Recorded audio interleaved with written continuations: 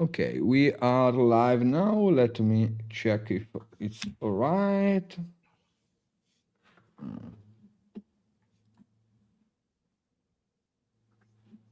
Okay, we are live now with the most famous and important photographer in the world, Aaron Nace. Welcome in my studio, Aaron. How are you? Thanks so much. I'm great. Good to be here. Yeah, yeah. Thanks a lot. Thanks a lot for this just chatting. I'm very proud to join with me in this live and start immediately with a nice question. Yeah, let's get into it. Yes, the most important question, in my opinion, in this period is how change Photoshop in this period from 10 years ago Wow. Yeah, Photoshop has changed with so much. AI or new tools. I don't know. I want to ask you if you think now Photoshop is a little bit simplified, in your opinion? I think it is simplified. I think you can still do everything that you've been able to do for the last 10 years, but also with AI, it does a lot of the work for you. So I feel like there's a big mix now um, between people who maybe still want to learn and to do things manually, but I think there's a lot of people who are okay with it just being AI, like there's obviously, you know, different different schools of thoughts. A lot of people have different opinions with AI, especially, us in the creative industry, because AI is, it's really affecting our industry so much. So we see a lot of pushback. A lot of people are, not so happy about AI. They feel like it's, maybe gone a little bit too far and, maybe does a little bit of, um, yeah, I feel like it's brought the ability for just about anyone to make like very high quality visuals very easily.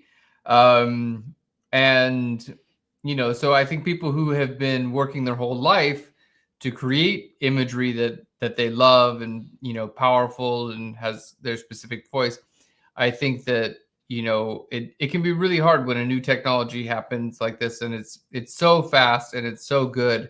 I see a lot of pushback. A lot of people are not such big fans of AI. They don't want to see things being done in AI. But there's a mix, if it's something simple like removing an object, and maybe you want to spend an hour doing it with a clone stamp tool and you want to do it the manual way, or maybe you want to do it in 30 seconds with AI. And I think it's down to the individual, but we definitely see. I'm really surprised, not surprised, but like it's very divided. I've been teaching Photoshop now for over 15 years, and I see a lot of comments of people who really embrace the new AI tools. They like them, but I also see a lot of comments of people who say, like, we really don't like these tools. We don't like that they're here. We don't think people should be using them. And even my primary role as a teacher, is an instructor. So for me, I want to teach people how to use tools. I want to teach people, what is out there, what's new, what they can do. And for and then it's up to them on how they want to use it. So um I I just try to focus on spreading information without necessarily trying to tell people what to do. Oh, okay, okay. And it's a little bit controversial, more simplified the Photoshop tools, but more creativity, ideas coming on. It's more easy. Imagine to create or create for imagine. I don't know. It's a little bit different. No, Yeah, it's how very different.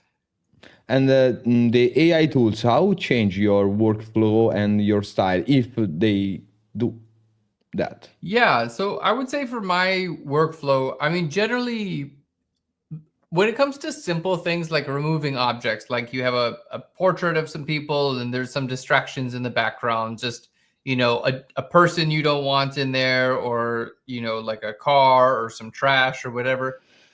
We've always been using Photoshop to remove those objects anyway, because they're just distracting in the photos. And, for many years, it was the clone stamp tool and then the spot healing brush tool. And you had to know how to use the tool, and there was skill involved and artistry, and there was a technical side of it. And now you simply circle that object and AI will remove it for you. And so I think the end result for a lot of that sort of stuff is the same. People have been wanting to remove that stuff from their photos for a long, long time, and now it's just easier than ever. But then you have the other side of the creative, whereas Photoshop is completely creating an image from scratch, from nothing, like all, from just text, and then it creates an image for you. And the images are getting better and better and better every day. And I think that there's use for that part of AI as well. But I feel like it's not necessarily a substitute for creativity. Like, for someone to just make AI images and, publish it as their own creative work, I don't feel like there's as much value there. But I do think that AI has a place in a lot of our workflow.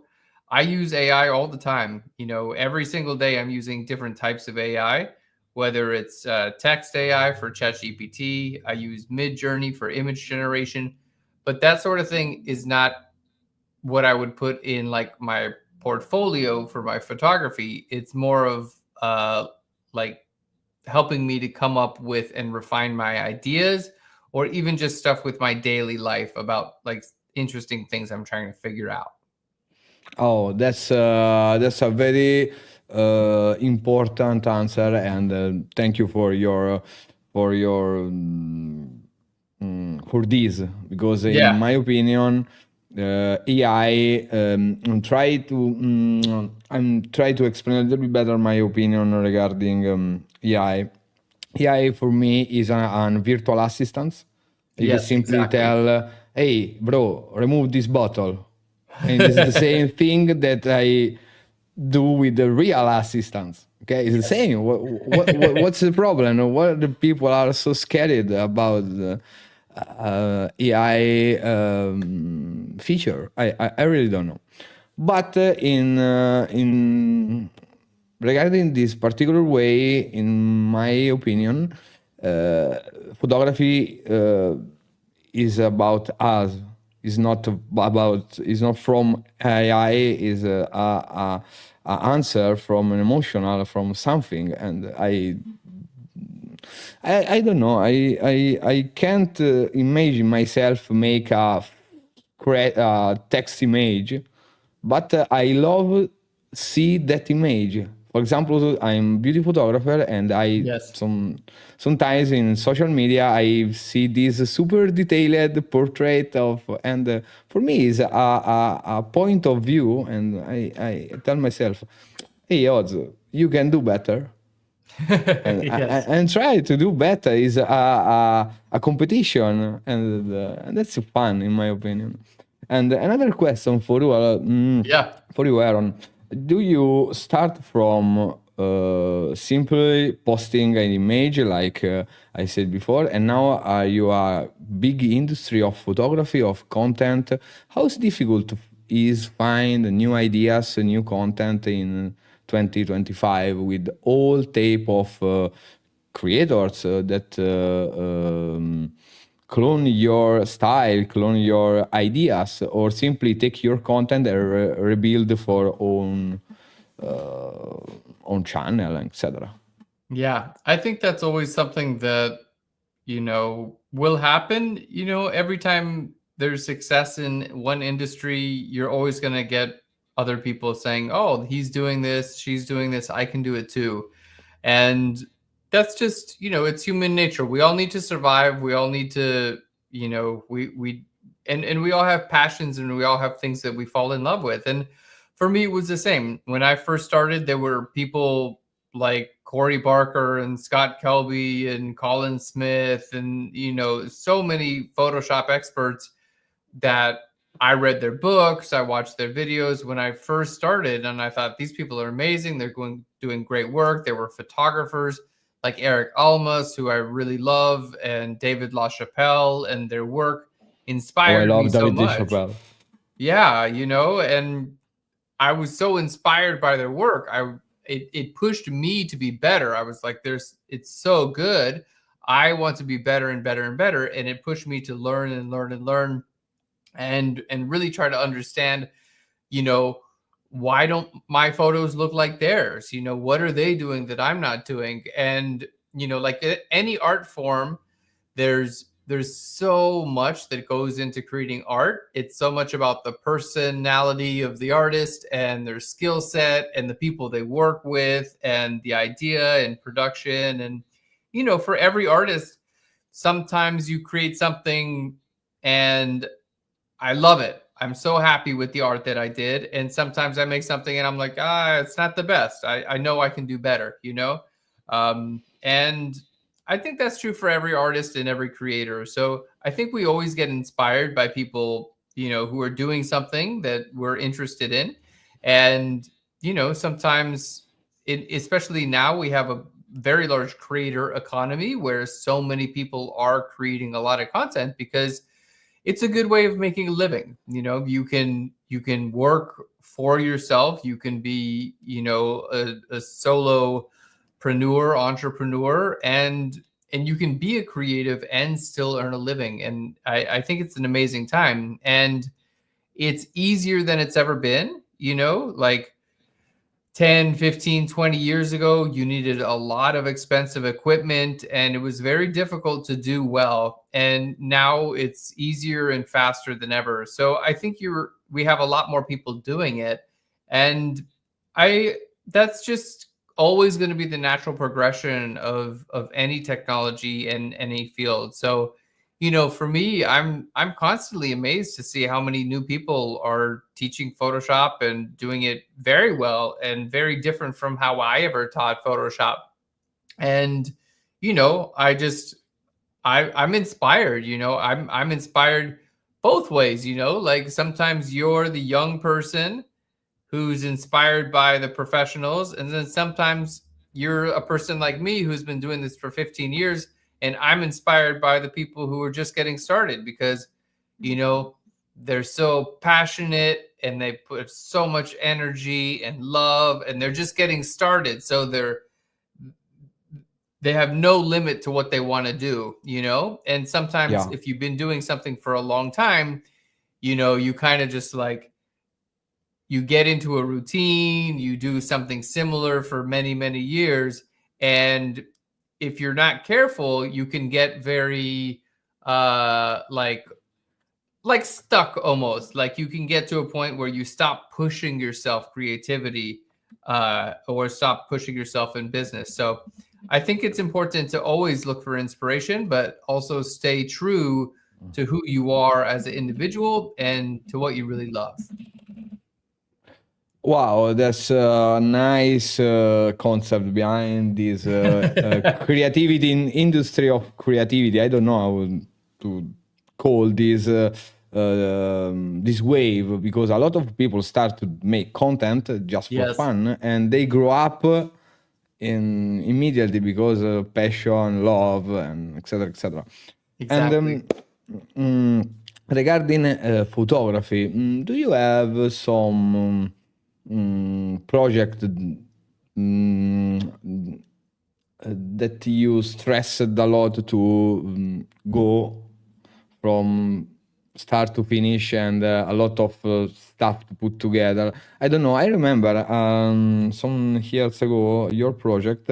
I don't remember the photography name, but I remember this. You create a wood boat like a pirate, something like that, with three women that glow the soul of a child, something like Oh, that. yes. Yes, And yes, yes. you make the glow Yeah. with 3ds studio, if I Yes. remember well. Yeah, that's right. Yeah. And now we have Oniric, and I'm so frustrated. Yeah, definitely. I Definitely. love this picture. I bought the pro tutorial because I bought a lot of your tutorial. Thank you. Thank you. Thank you. Thank you too for sharing your knowledge. And Sure. the lighting, the setup. How many hours do you spend to figure out all that you want from Yeah. project like this? Yeah, days and days. Sometimes it starts with an idea and a sketch, like figuring out about what I want the image to look like. And I look at a lot of inspiration for, composition, for wardrobe, for lighting, everything. And I try to bring as many ideas as I can and put them into one piece and then, sketch it out and know try to get a good idea of what I want it to finally look like when it's done. And then I go about starting to take the pictures and bring it all together. But it's it for those type of photo shoots, it's a lot of production. Like I Yeah. would say to build the set, we maybe spent 2 or 3 days building the set, and a full day of photography, which involved working with several different people, hairstylists, wardrobe, makeup artists, talent, and I had a few assistants who helped me with the photos, like the lighting and everything. So on some of those productions, it was over a week just for one photograph, but I love it, and when you love something like that, it's not work. It's not like, oh, we worked all week. It's like, oh, we had fun all week making something really cool. So Yeah. yeah, that's the stuff that I Yeah. love to do. Yeah, a good mindset for this type of shooting. And did Exactly. you do some of important production as lighting setup, lighting, I don't know, scenography, and people? And for example, another photo that I remember, and I love your style because it is always a little bit ironic. I don't know. For example, going home. Yes. Do you photograph the same girls inside the grass and Yes. outside with the flowers? Yes. Or I don't know, Venice, something like that. And this is so Yes. amazing, the production, because it's more difficult to create a nice transition in Photoshop that make simply photo. Yeah, yeah, a lot Yeah. of planning, and for those things, it starts with an idea, and then I draw a lot. I'm not like necessarily a good artist, but even with sketching, like I try to figure out exactly what I want the final image to look like, and then from there try to figure out how I'm going to build it, and that to me is just so much fun. It's problem solving, but it's also creative, and you know I get to work with teams of people and really create just stunning work that I love, and work that it's a lot of fun. But I think the most fun for me is working with a lot of people and bringing those images to life. That's what I enjoy the Yes. most. And I follow you from your start of career, and in your first works are more ironic, and now are more lifestyle, more urban, more a little bit different. Are Yes. you evolving in something like that? Do you like a lifestyle, or you prefer ironic and fantasy photography? What's That's your so Yeah, that's interesting. I think I've evolved a lot. I think we all do. I started my career, over 15 years ago, and I think we all evolve a lot as people. And, also for me, uh, for my business with Flern, like teaching photography, teaching Photoshop, teaching Lightroom, that uh that really started as like a secondary for me. The photography and the conceptual image was always like number one. That was always like what I wanted to do. And then teaching was second. Teaching was just, a way for me to kind of share and to give back to the community. And I think for me, there came a point when my teaching career really became so much a big part of my life. And I built my focus more around the teaching and less around the photography. So I really did a switch with my focus in terms of my career. And that was interesting. I always had a struggle since day one, of doing art versus running a business. That was always the struggle. And I think there's a balance there. If you can do the art that you love and run a business, then you're in a good place. And I find if I think too much about business and not so much about art, I'm not very happy. Like there has to be a good balance. So I definitely did make a big transition with my art, and I think that had a lot to do with business. So that's been an interesting transition along the way. And I feel like it did affect my art in a lot of ways. And I feel like as I became a little bit more well known and started working with like larger brands and getting more views and things like that, I feel in a lot of ways like I was almost encouraged to make my art like more boring. No, absolutely not. I love Yeah. lifestyle. Yeah. Like not boring for anyone else, but like more just like safe. You know what I mean? Like in the beginning, I just wanted to make like weird, crazy, like, just like crazy stuff that, I just wanted to see. And I think in time, because of the way that I built my career, I still did a lot of the crazy stuff, but when I would do the more like, lifestyle, portrait, things like that, when I would do that sort of work, I think it it maybe was a little bit more approachable for most people.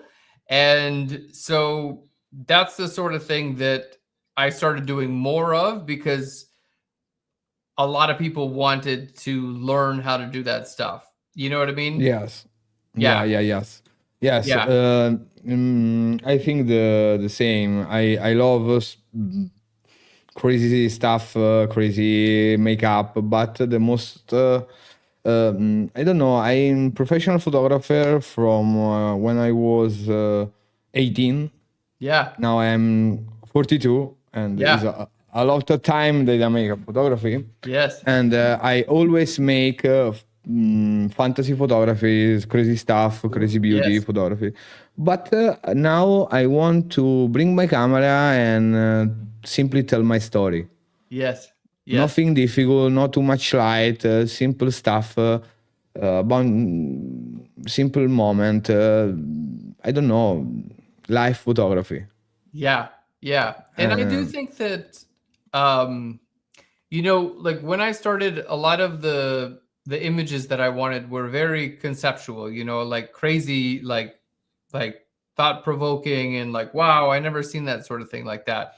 And I do think that tastes change over time. And, there are phases where I want to capture a little bit more true to life. And, also my interest and my hobbies change. And I'm a very creative person by nature. I always want to be creating, but I tend to I use a lot of different ways of creating, so like I still love photography, I love Photoshop, I love working on the computer, but I also have a lot of other ways that I create in my life that I don't necessarily publish, I don't put it on social media, but I do it for myself.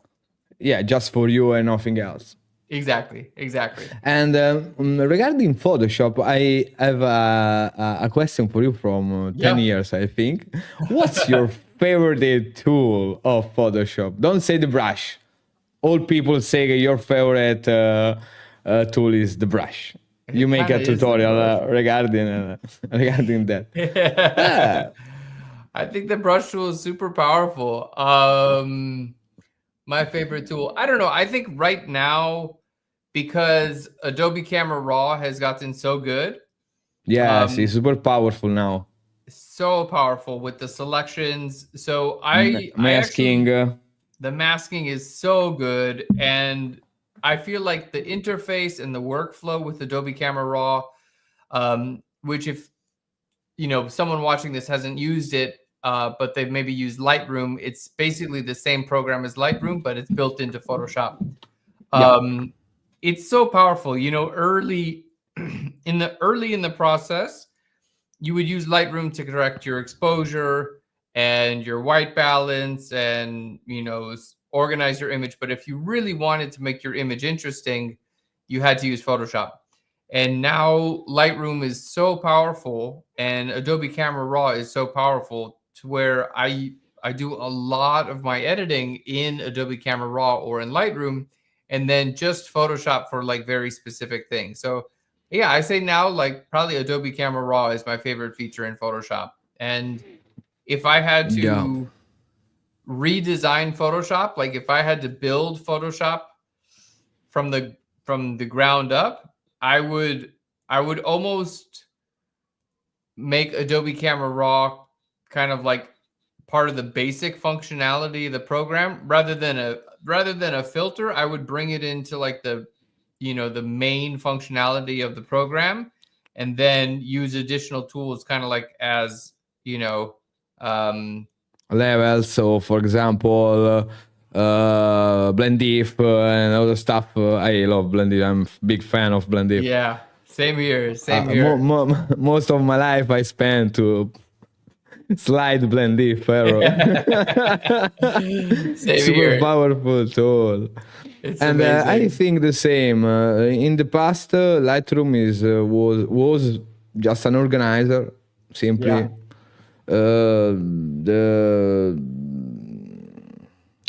The core is not good for develop raw, but now it's so powerful. A little bit better of Capture One, in my opinion, for a lot of stuff. But the Capture One have have something different, like more defined, more interesting color, ECC profiles, and I hope Adobe do the same stuff, or create a simply one program that all buy or use. Is more simply for all. I don't know. Yes. And now are you make a lot of tutorial for Lightroom in this period? Yeah. I just released, it just came out last month. I did 30 days of Lightroom. So I did 30 tutorials every single day teaching Lightroom Classic. And we polled our audience, and it seemed like that's what everyone wants to learn. And I still teach a lot of Photoshop. And, for me at this point, I want to make what everyone wants to learn. I've been doing this for so long, and I'm just happy to be here and to still be making tutorials. And if someone wants to learn something, like I want to make whatever they want to learn. So like I love doing creative work, and I find a lot of the time there's always a balance between doing something for yourself and then doing something for everyone else. And I think the balance is important. You have to do things for yourself, because that's why you will actually enjoy it and keep doing it. But sometimes for me, like I recorded 3 tutorials today. Wow, a lot of stuff to make. I try to record 3 every single day. Like that's my goal. Some days not so good, but some days I make it. That's my goal. So my 3 tutorials today, one was on the difference between vibrance and saturation. One was on how to use channels in interesting ways. and the other was on I have to look on my computer because I already No, forgot. that's no problem. But it's basically, sometimes it's more simple stuff, but it's maybe people don't know. And the audience is always changing. People who are wanting to learn Photoshop right now are different from the people who wanted to learn 15 years ago. They already know Photoshop. They already got what they wanted to know and they're good. So, for me, there's always the balance between like, oh, wow, this is a tutorial. Maybe I made this tutorial 10 years ago already. Why am I making this tutorial again? But, what I think is important is there are always new people who want to learn. The tools are changing all the time, and there's new ways and better ways of doing things. And I think it's important to keep coming back to the fundamentals and to keep doing, to keep creating content that will help out, anyone who wants to learn. Refresh fundamentals and refresh the basic of the philosophy behind Photoshop, in my opinion. Photoshop is a Exactly. philosophy of life for photography. And instead, regarding photography, I want to ask you this. Have you tried a lot of camera, a lot of lens, a lot of lights, a lot of brands, and have you some camera that you love? For example, DSLR or mirrorless or medium format camera. I'm fan of medium format camera, for example. That's a great question. I've used a lot of different kinds of cameras in my career. I started with a micro four thirds Olympus camera. That was my very first camera. Then I moved into a Canon 5D Mark II, which was my first full frame camera. And then I shot with Canon for many years, had Canon video cameras. And then from there, I moved into Sony mirrorless cameras. And then I kept shooting with Sony's. And that's what I currently use are Sony cameras.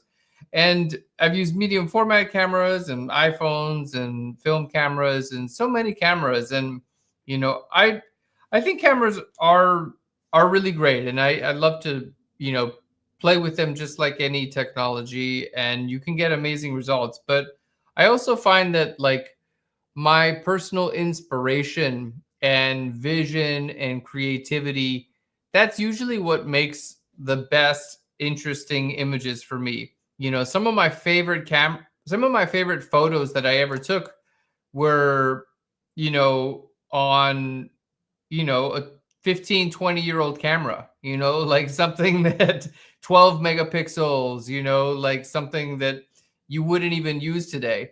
But those were some of my favorite images because of like the energy that I put into making those photographs. And, I've used really great, high-end, fantastic cameras. And, not always do I take great pictures because it's, of course, the camera is just one tool for creating an image, and I think every time I've made an image that I was like really proud of and something that I was really, excited about and has lasted the test of time, it's something where I had an idea and I spent weeks and weeks and weeks thinking about the idea, thinking of every little thing that I wanted to do, and really, really working on the image in my mind and the concept and the meaning and the colors and the composition and the lighting.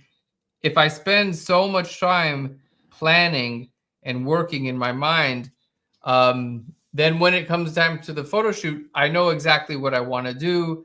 And, the camera is one piece of the puzzle. So I think equipment is important, but in my experience, I always make the best images when I am just truly devoted in making the art, Yeah, it's the same for me. I use for a lot of time Sony camera, but I find the color a little bit too exaggerated for me. Too much. I don't like so much skin color from Sony, but it's personal opinion. And I'm back to Nikon DSLR. Yeah. And I absolutely love the color, the mood, the three-dimensionality. I don't know. It's my way. I really don't know. I think if someone is too nerd with the cameras, lens, megapixel, Yeah. is not ready to make a really beautiful photo. Too much I agree. distraction. Remove all kind of stuff that doesn't are important. I don't know, and make simply. I agree. Photography is a simply stuff: light, camera, and passion, Yeah. If and you have what else? good ingredients, I always think of like, cooking, like there's people who make amazing meals outside on a campfire in the middle of nature, Yeah. cooking on an open flame, and they don't have a fancy kitchen, they don't have, anything anything expensive, but they're using fresh ingredients, they have experience, they're in a place that they love, they're feeling peace and creative, and they create these beautiful, amazing meals. And the technology is not as much important. And you can go, for me, I love to cook, but I'm not a professional. I could go into a very, very, very fancy kitchen and I wouldn't be any better. I wouldn't make a better dinner just because I go into a very expensive fancy kitchen that had all the equipment in the world, because I I wouldn't know what to do with it, and I wouldn't be any better at it. So I think it really comes from like the individual and like what you want to create, rather than, tools are amazing and technology is amazing, but I think that that's only there to support the vision and the creativity. Yes, the creativity is all. But talking about that, you said before, I spend a lot of time to imagine my goal, my composition, lights. Now you can simply type, for example, in Midjourney, and Yeah. it's more easy. But is the truly or is I don't know, a mirror of your creativity. And I don't know if AI make exactly what you imagine or is simply a part of it. I don't know. Yeah. I think for me, Midjourney or any text to image AI can be a great starting place. Oh, the lighting looks interesting, or the composition looks interesting, or maybe I wouldn't have thought to do it this way. And I think, for me, even before AI existed, when I wanted to make a conceptual photograph, I would spend days and days and days looking on the internet of people's photography that I love. And I would analyze, like, oh, I love the lighting of this photograph. I want to make a similar lighting, not the same exact one, but like I'm inspired by this lighting, or I'm inspired by this color, or I'm inspired by, you know, the composition. And so I would take, the lighting, the composition, the color, and try to bring it all into an image that I love. And I use the same thing for AI, like, Hmm. oh wow, it these colors are beautiful, or this composition is beautiful. So I want to kind of bring that into my work as well. So I think for inspiration, it's a really great tool, but not necessarily just to create a finished document, because that's not really, it's impressive for the technology, but it's not fun as an artist. It's like it's too easy and anyone can do it. So there's no real there's nothing to be proud of. You know what I mean? And I think for me as a creative, like I want to feel a sense of personal satisfaction about what I create. I want to be proud. I want to gather my friends and family and say, look at what we did together. Everyone who worked with us to create this production, we all came together and we made this art together, and we were in the experience of it. There's no replacing the actual experience of life. And I think that was always the most fun for me was, like like you mentioned that photo shoot that I did in the abandoned house with the girl hanging from her hair. Yeah, I love deep speaks. It was so fun. But I went, and my friend Ed Frazier, he and I drove around the countryside in North Carolina for days and found this abandoned house and toured it, and this would be so cool. And then we went and found a person to work with, and I ordered fake hair off the internet and figured, okay, how do we do this? And we all got together and we snuck into this house and did all the lighting kind of like in a secret, and it was a fun experience. It's something that I did, and I'll always remember it my whole life because we actually did it, and typing something into AI and having it make an image like that. Yes, the image might be amazing, but the experience isn't there. There's nothing, you like, you didn't actually do it. So, there's no, you're not getting closer with your friends. You're not creating something with other individuals. And that to me was always the most fun. I liked the adventure and the exploration and just getting to do something that I wouldn't normally do. For much of my career, early days, I had a regular job. So my regular job, I would just think about all this stuff that I wanted to do. And then on the weekends, I would just go do, I would go in abandoned houses and take pictures. And it was so fun because it was a way to do extra creative and, different experiences than I would normally do in my life, Yeah, it's a super impressive experience for yourself or your crew. Your crew is important for you. So important. Yeah. I don't like to be alone personally. Like I really like to be around people, and I don't really like to work alone either. I feed off. I mean, I owe all of my work, everything that I've ever done my entire life has always been a collaboration with other people. And I look through images that I've created over the years, and I can tell who I collaborated with. And, we all influence each other so much. And it really is, it's a collaboration, So I think that's when we create the best work is, when, like, I always really enjoyed lighting. That for me was a lot of fun, like setting up a lot of lights and make the light really interesting. But, I wasn't always so good at picking out interesting clothing. So I would work with people who were really good clothing, stylists. I don't know how to do makeup. So I work with people who did makeup, like I would work with people who would help me find interesting locations. And we all came together to create this art. And through it, we became friends and, had a really good experiences together.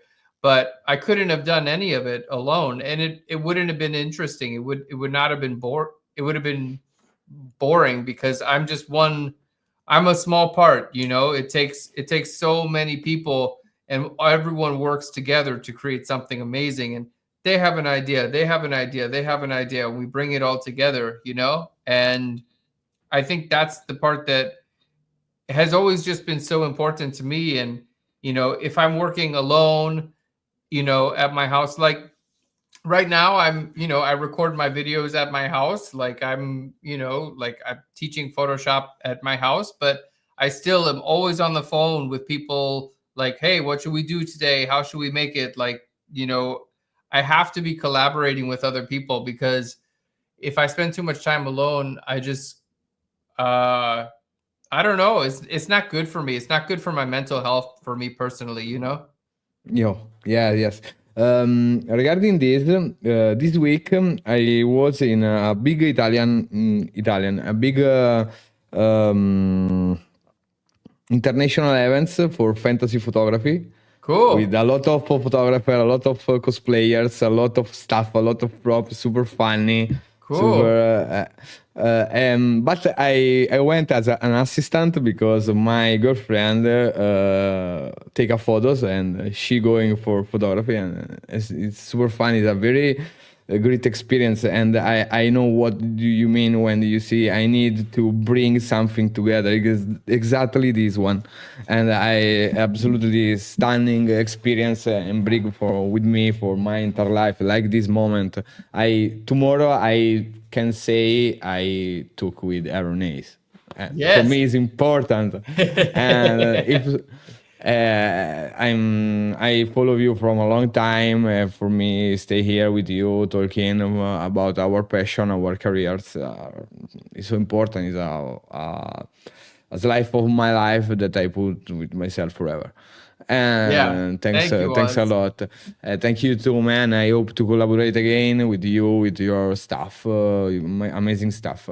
And if you can give some advice to the people who want to start to make conceptual photography or simply fantasy or stuff, what they can do to bring to life a project. This is I think, I don't know, is a particular way, or I don't know. How yeah, is the point? How is the start? that's a good question. For me, I started with self-portraits. I just took pictures of myself for a year. I did a project where every single day for a whole year, I took a picture of myself. Like, I tried to make it interesting, and uh, there was very low pressure. Uh, I was always available. I was just having fun, and I learned so much during that period of time. And it was just having fun and experimenting. And I think, after doing this for a year, then like one whole year of doing it every day, and then I say, okay, I think I'm starting to know what I'm doing, like not professional, but like I I'm ready to work with other people. I'm ready to start photographing other people. I'm ready to start doing more production, because like there's a time when the vision I have in my mind, in the beginning, it will never be like this, right? Like, you always a lot of the inspiration that we see are professionals, people who've been doing this for many, many, many, many, many years. And we always look at that and we say, I want to be like that. But when you start, you're never going to be like that. Not for me. Maybe some people are, but for me, I want to be here, but I always start here, or here probably. And then I go here, here, here, here, here a little bit. But, Step by so step. step by step. And I say, like, if you're having fun, then you're going to keep doing something. As soon as it becomes work, as soon as it becomes something you don't enjoy, you're probably going to stop. Or if you don't stop, you're probably going to just make stuff that's not interesting. So I Or would say, annoying, yeah. yeah, I would say have fun with whatever you're doing. And fun is different for everyone. For me, like, fun is creating, like, I love beauty. I'm attracted to beauty and color. Yes, you too. And color. But I also really like the darkness and like the interesting like depth of life and sadness and you like and uh like maybe the unpleasant parts of life also, but I like to combine them. I like to express some unpleasant parts of life but make them beautiful at the same time, because I think in life so many times you have happiness and sadness at the same time. You have joy and fear and anger and like all of these emotions, but at the same time. And I think in life, combining those things with art, but still making it beautiful, gives you something fun to look at, but then you have something to think about while you see these images. Like, wow, there's real like depth and emotions. And so many of my photos came from like deep fear that I had about life, or struggles that I had with my emotions, or, you know, things that I was insecure, or like I really was battling with some darkness inside of myself, but I wanted to make it beautiful at the same time. So I had the darkness, but I also wanted to make it beautiful. And that was a big part of me. And I think that's kind of what created my personal style, was having both of those elements in the same time. Because for me, if all you're making is only pretty images, but without any depth, without any emotion, without any of like the deep emotional, you know, like human experience, um sometimes it's just not as interesting for me personally. But if I see something that's like dark and, you know, like powerful, and I can tell that they had so much emotion, but they also made it beautiful, then the beautiful pulls me in. But then I see the depth of the emotion as well, and then I stay and I think about my own life. So I think for me, the more personal, you know, my art has always been therapy, you know, and when I can build like therapy into my art, like a real experience that I'm struggling with. And of course, every day we all have different things we have struggles with. And if I can think of, you know, just something that is really difficult for me internally with my emotions, and I can make a metaphor for that in an image and then make it beautiful. I think for me it also helps me to process that emotion and to work through it and to bring it to life. And that's always been what's fun for me. So I like the weird and I like the dark, but I always want to make it beautiful at the same time. I remember one of your pics, one of the most famous pics, the ballerina eat hamburger. Yeah. I don't know, I don't know if I remember well, but in the bathroom that you Yes. make with a purple strip, something like Yes. that, with Yes. the Burger King crown. Yes. That's Yeah. exactly the explanation that you say before. That's an Yeah. amazing. Yeah. You And know, one of the most conceptual and deep and I don't know, a controversial image that I never seen. I absolutely fall in love for this image. oh, thank you Please so send me much. a copy.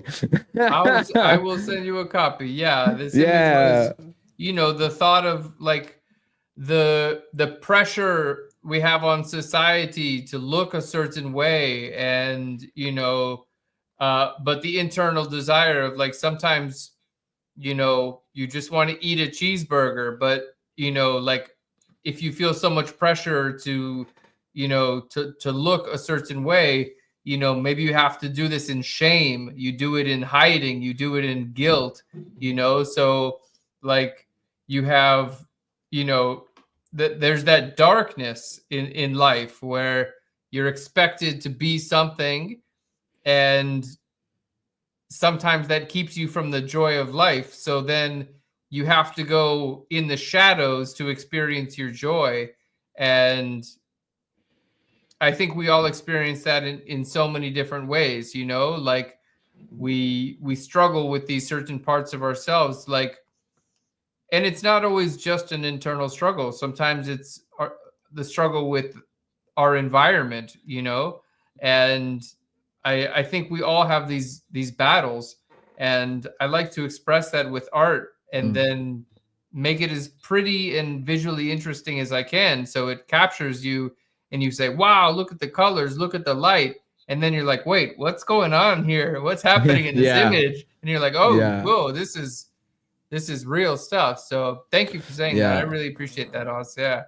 Yeah, it's an amazing picture. But the last question, and we have done regarding your idea of style of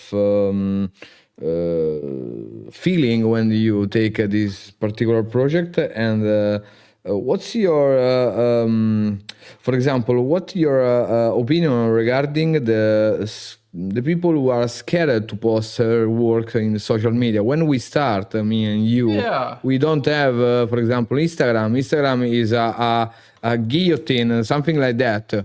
If you go for viral or you go nothing, Yeah. and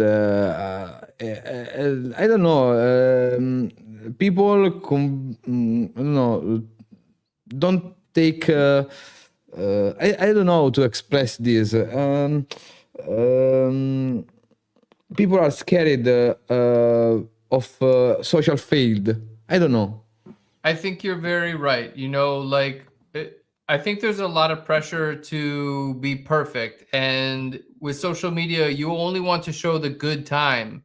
You know, hey, my vacation. Look at this thing that I just got. Look how happy we are. But real life is full of darkness and sadness and difficult times and sickness, and but then you have the light, you know, and it's like the universe.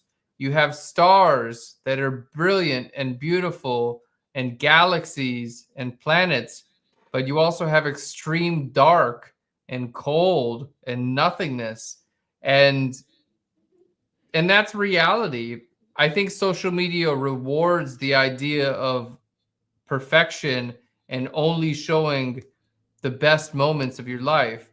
And if you start off creating anything and it's not perfect, or it doesn't match up with what other people, you know, are creating that you admire, there can be a fear of this is not good enough. And I think a lot of people give up before they ever get to that point of being good, because of because we all start off bad no matter what we do. So I would say for someone who's starting off and they do have passion and they do have interest, if you have someone in your life who will support you, whether it's a family member or a partner or a friend or even just someone online, just one person to support you. You know, for me, I was so lucky. My parents are very supportive. Anything I ever did, they said, "Wow, this is great. We love you." You know, and It's important. they helped me through that. And even in the beginning, wow, we love you, this is so good, we love you, this is, keep going, keep going, keep going. And my parents helped me get through that, and for years and years and years they encourage and encourage and encourage, and I was so lucky to have this process. So I think if, you know, if we feel like you don't have to share your early work with the whole world. You know, no one, again, back to cooking, no one is expected to open a Michelin star restaurant when they're first learning how to cook. You Yeah. know, you're cooking for your friends and your family and your loved ones and your partners, you know, and they say, wow, that was really good. And then sometimes I make a food and it's not good, but they're nice. And they say, well, next time it'll be good, you know? And I think if you go through that period with people who you really care about rather than people you don't know on the internet, then you can build your confidence and you can build your skill. And then when you're ready, you can start sharing with the world and really, you know, Yes. and really getting out there. But, you know, the only way to get good at anything is by doing it and doing it frequently. And we have to remember everyone is bad in the beginning. No matter what we try, no matter what we do, we're all bad at it. And if you take someone who is world-class photographer, top of the world photographer, and you put them in a very different situation, they might be the very bottom. You know, for me, I love Photoshop. I've been doing it for many years. But if you put a basketball in my hands, I am the worst basketball player in the world. You know, I Yeah. am below Me too. Me zero. too. I I'm not cannot taller dribble. too. I cannot shoot. It is an But absolute joke, yeah, you know. and So the final sentence is this: cooking for family, for friend, for your partner is expression of love. I completely agree, Oz. It's an expression of love, and Photography is the same. It's it's expression the of same. ourselves. It's the same. I completely Yeah, agree. If you can express love to others and express love to yourself, then you're on the right track, like yeah, self-love and love for the people around us is you're never going to go wrong if you lead with your heart, yeah. your heart is number one, you'll always be okay. Yes, mental state is important. I It's super agree. important. Yes. Hey, Aaron, our time is gone. Is fly away. I don't know why. And thanks a lot for joining. Thanks a lot Thank for you, joining Oz. this just chatting interview. Call it whatever you want. I hope to interview you again. I don't know when, but I hope. Yes, Guys, please. thanks a lot for joining this live, and see you next time for another interview. Thanks, Aaron. Thanks a lot for your time, and I hope you have fun with me. Thank you so much, Oz. I had a fantastic time, See and thank you. you for everyone watching. Yes. See you soon. Bye-bye.